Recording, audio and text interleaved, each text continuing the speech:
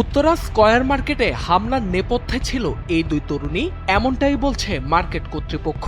ঘটনার সময়কার সিসিটিভি ফুটেজেও তাদের উপস্থিতি ধরা পড়েছে। অভিযোগ, গুজব ছড়িয়ে পরিস্থিতি উত্তপ্ত করে তোলেন তারা। বলা হয় এক রিকশা চালককে পিটিয়ে হত্যা করে লাশ গুম করা হয়েছে। আর এই গুজবই দ্রুত ছড়িয়ে পড়ে পুরো এলাকায়।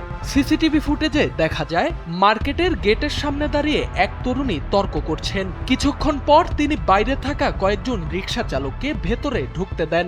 মার্কেট কর্তৃপক্ষের দাবি, এই তরুণী রিকশাওয়ালাকে হত্যা করার গুজবটি ছড়িয়ে দেন, যা মুহূর্তেই উত্তেজনা ছড়িয়ে দেয়। অপর এক দৃশ্যে দেখা যায় তার সঙ্গে থাকা অন্য তরুণী মার্কেটের নিরাপত্তা কর্মীর অস্ত্র হাতে তুলে নেন। JBS holdings limited. বিষয়টি টের পেয়ে নিরাপত্তা কর্মী দ্রুত তার কাছ থেকে অস্ত্রটি ফিরিয়ে নেন। এ নিয়ে দুপক্ষের মধ্যে শুরু হয় বাকবিতণ্ডা। এর মধ্যেই হঠাৎ করে মার্কেটে ঢুকে পড়ে বাইরের লোকজন ও রিকশা চালকরা।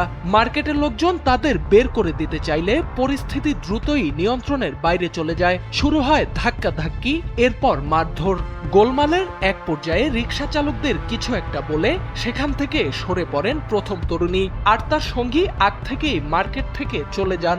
এর পরপরই পরিস্থিতি রূপ নেয় তুমুল সংঘর্ষে। এক পর্যায়ে বাইরের লোকজন মার্কেটে ঢুকে ভাঙচুর ও লুটপাট চালায়। ঘটনার পর থেকে আর দেখা যায়নি ওই দুই তরুণীকে। এখন প্রশ্ন উঠেছে, কারা এই দুই তরুণী, কি ছিল তাদের উদ্দেশ্য? গুজব ছড়িয়ে কেনই বা এমন সহিংসতার দিকে ঠেলে দেওয়া হলো পুরো পরিস্থিতিকে, সেটাই এখন খতিয়ে দেখছে সংশ্লিষ্টরা।